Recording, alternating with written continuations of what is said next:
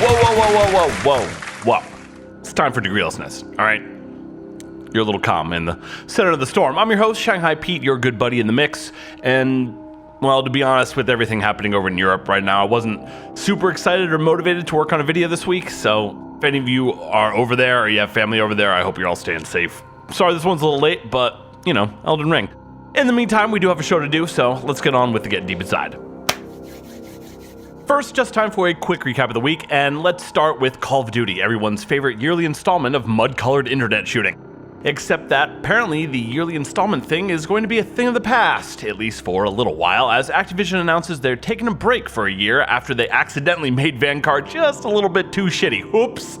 Battlefield 2042 not doing much better with less active players than Battlefield 4. Wow, y'all really miscalculated this one. Back to the spreadsheets, boys.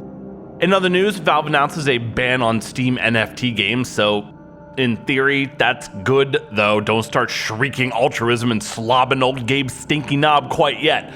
This is a PR move, plain and simple, and you know that because it comes on the heels of Gabe's comments about how full of scams blockchain nonsense is, a comment I'd agree with, and his mentions of how their brief flirtation with taking Bitcoin as a payment method for Steam resulted in about 50% fraudulent transactions. So what he's really saying is, we weren't really making any money off any of this shit, so we figured we'd spin it as a populist pro-consumer move. Smart, if a little cynical. Lastly, this week, Bethesda finally caved and scrapped their shitty failed launcher. As someone who pirates all their games because, like everyone else, I don't have any fucking money, I've never used it, but for those of you that have, it looks like now you'll no longer have to struggle with their Garbo bloatware launcher and can go back to your old Garbo bloatware launcher, Steam. Super fun, making progress, boys. Moving on, for our main story tonight, yep, we're going to talk about Elden Ring, because I'm phenomenally terrible at it, but also because it's pretty fucking fantastic. Yes, all other games are on hold because, like many others, I've spent pretty much every day since Elden Ring release playing the fucking balls out of it. I was somewhere around my 40th hour that I realized, holy shit, I'm actually playing this. I never get this far in Souls-like games. And upon further reflection, aside from simply wanting to talk about it, I thought there might be some value in discussing my experience and impressions thus far from the perspective of someone who typically hates these games because usually I'm not good enough to be able to enjoy them. And my first impression is this.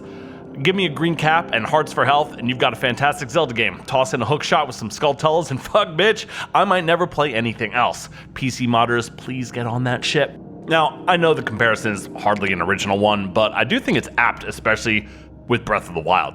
I don't think it's really worth getting too deep into a debate about it, though. It's a fun discussion and an idea, but not a terribly important one, I think. I saw some dude on Twitter put it this way, and to paraphrase him, I think he summed it up pretty nicely. Other open world games like Horizon, Far Cry, Assassin's Creed are far more about being led to or told to go do things, whereas both Elden Ring and Breath of the Wild, plus Skyrim and actually most decent open world games, are far more about finding things on your own and allowing the world to ensure that you find them. It's a big difference, and one that's a crucial demarcation line between truly great open worlds and just merely tolerable ones. And with the Zelda comparison out of the way, next, let's complain about the combat for a few minutes. And before I get into it, please keep in mind that I don't play these games, so what may seem like a given or an obvious fundamental aspect or nuance of the Souls-like style, it's completely lost on me. I have no fucking idea. That being said, so far, my biggest issue with the combat is the apparent randomness or RNG, let's say. And since one of the main things these games are known for is being quote-unquote fair, this caught me pretty off guard. I first noticed it really during my initial attempts on Godric. One attempt, I'd get him to within a few hits of dying. The next attempt, I'd get 2 shot. This makes me feel like the attempts where I've almost got him are more about me getting lucky than getting better.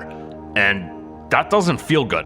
Insofar as I can tell, one of the primary reasons the difficulty of these games is so beloved is the degree of agency it gives you. There's always a dodge you're technically capable of pulling off, or a parry that if executed precisely enough will save you, etc. But that agency feels utterly destroyed and undermined when I get killed in the first 5 seconds of a fight due directly to what feels like nothing more than bad luck. At one point, I was 3 hours into Godric attempts, and still, every pull, I felt like I was just as likely to get him to 30% as I was just to get 2 shot before I even hit him. After about 5 hours, I did finally kill him, but I didn't feel as though my skills with the game had improved, so much as I felt like I just guessed correctly about when to press dodge or when to not press attack. And speaking of pressing attack, this is exacerbated further by the lack of an animation break. Once you hit a button, for better or worse, you're committed to the entire animation. The only thing that can interrupt it is, of course, getting fucking narked by something. This leads you to scenarios, especially against bosses or particularly tanky enemies, where you literally can hit a button and then immediately see that it's going to get you killed, and you have no choice but to just sit there and watch while you get caught in a backhanded swing, a poorly telegraphed heavy attack, or simply stun-locked to death by a chain of attacks that wasn't clear when you made the choice of what button to hit, but became so almost instantly after you committed when it was too late to back out or make a different choice. Now, in a game where every attack, or at least every attack that's a one-shot, was adequately telegraphed, this would be far less of an issue. But this game isn't like that. Far too often, attacks simply appear out of nowhere with no prior hints or telegraphing whatsoever, further adding to the feeling of helpless paralysis associated with a seeming over-reliance on RNG. I didn't get better, I got lucky. That just doesn't feel good. Now, you know, if I'm simply still too new at these games to pick up on or notice something that makes this easier to deal with, that's fair. Is it possible I just don't have enough health? I'm at like 29 vigor right now. So either way, if that's the case, maybe I just don't understand it yet. Totally fair. But it just doesn't seem like that from where I'm at. Now, normally I would chalk up these kind of nitpicks and observations just to a design oversight, maybe a poor judgment call on behalf of the developers, but I've been told constantly for years that these guys, and these games especially, are known specifically for not doing that. So I'm left feeling frustrated, confused, and worse, like I have no idea what the fuck I'm supposed to be doing. And to be clear, I definitely understand and respect how this is fun for some people, but it fucking wears on me. This is why I quit Bloodborne and Sekiro after like 2 hours. I can't spend 5+ hours just to feel like I've made zero progress.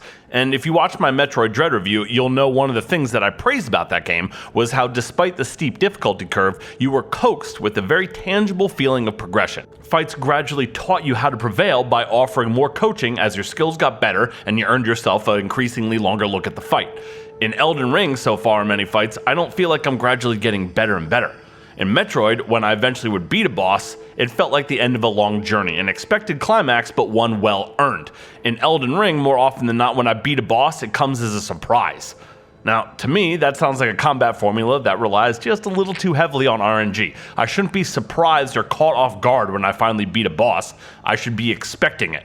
And afterwards, ideally, I should feel satisfied and accomplished, not relieved that that's finally over. Not that all fights that I've encountered so far are like that, but a distressing number of them seem to be. And I don't mean to be judging it too harshly. Like I said, I don't have much prior experience with these games. I admittedly don't understand them, really. So maybe this is just a baked-in part of it, and I don't get it. That's certainly possible. I'm just letting you know what my initial impressions are as, you know, a noob, so to speak.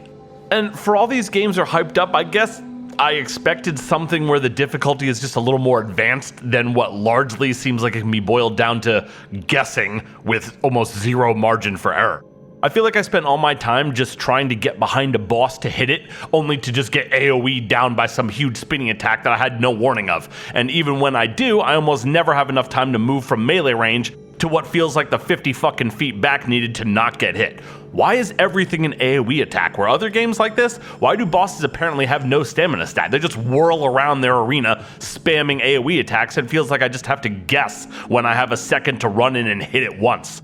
I don't know, it doesn't seem like a particularly good idea. Or maybe I should say it doesn't seem like a good idea to me, because clearly it was to someone, or at least as an answer to the question, what will sell a fuck ton of video games?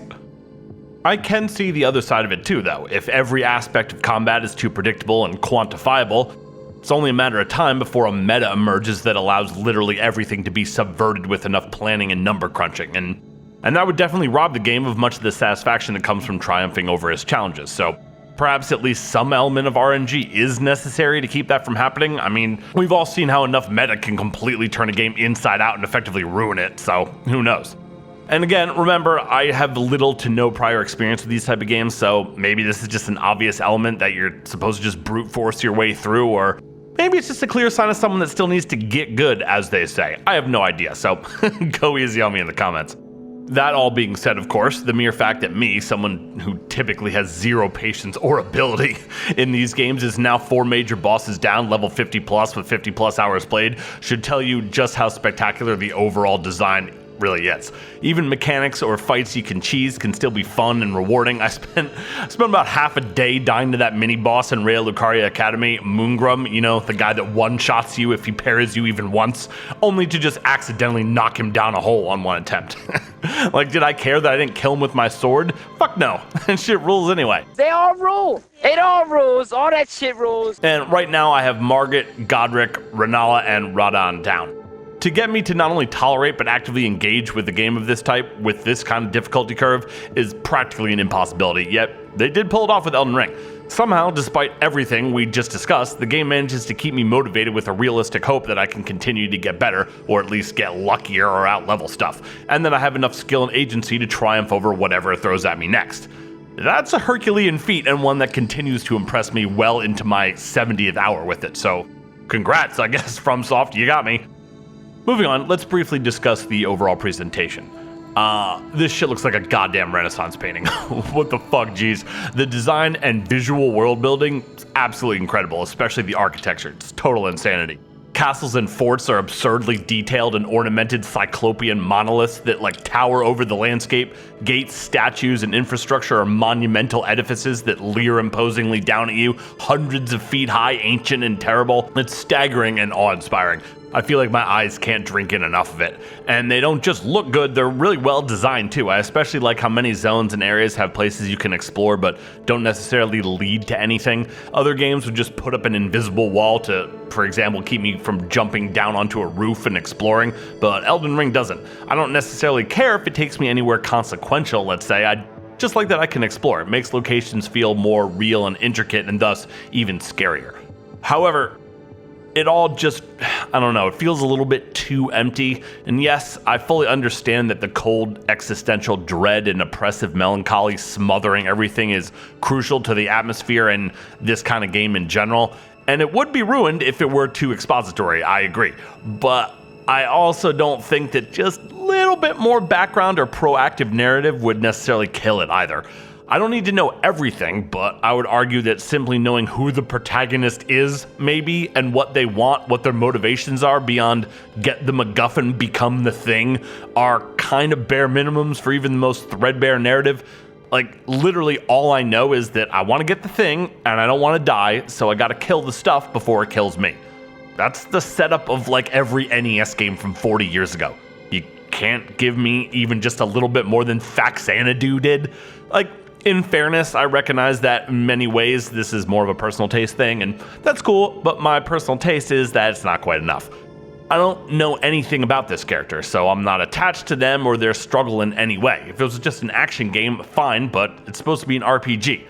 And like, I ultimately don't care what happens to my character. From my perspective, I'm just some idiot wandering the countryside, slaughtering everything I come across. I'm not even trying to get anywhere. And to be fair, there's definitely something simplistic and kind of awesome about that. I like Doom after all. But it's still, I don't know, it still feels like a huge missed opportunity to me. I can't help but wonder how much more enthralled and absorbed by this world that apparently at one point at least was worth enough for the developers to get fucking George R.R. Martin to write it, that I would be if it told me literally anything about anything. And yes, I know that there's bits of narrative and explanation scattered around in the form of a couple lines of dialogue from random NPCs or little items that you find, and you know, that's cool, but like, I want to know what these banners represent. I want to know what happened here. Who are these people? Why are they doing what they're doing? Why is it flooded over here? What are these creatures? Is there a reason this dragon is here? Why is this dragon so huge? What is the rot?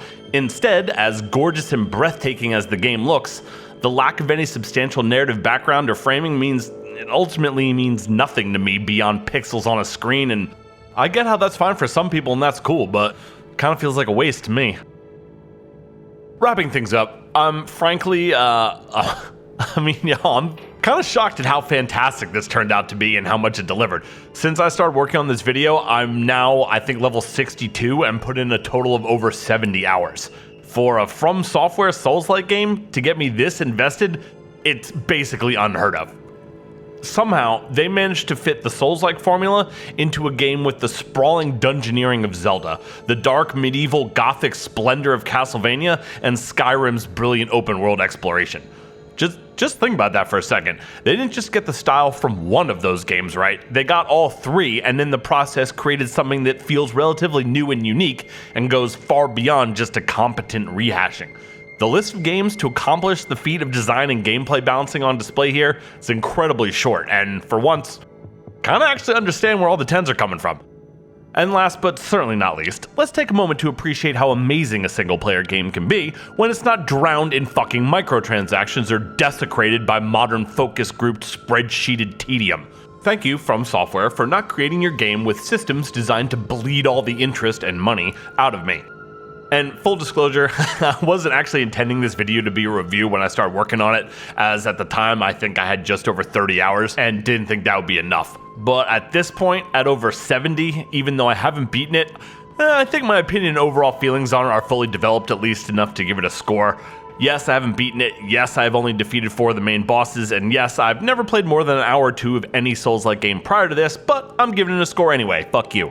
Subtracting a point for the absentee narrative and what I would describe as storytelling that's too lightweight for this incredible world they've built, then giving half of it back because that can kind of be personal taste too, but then docking it another full point for what feels like a combat system just a little too dependent on RNG and weird cheap AoE mechanics. Any game that's got me putting in 70 plus hours in under 2 weeks, gotta be pretty fucking good, right? So we're giving Elden Ring 8.5. Nice work, FromSoft. Looks like y'all got another banger on your hands. Not bad. Not bad. All right, that's our show. Thank you so much for watching, spending this little bit of your free time with us tonight. We love you today. We fucking love you all the way.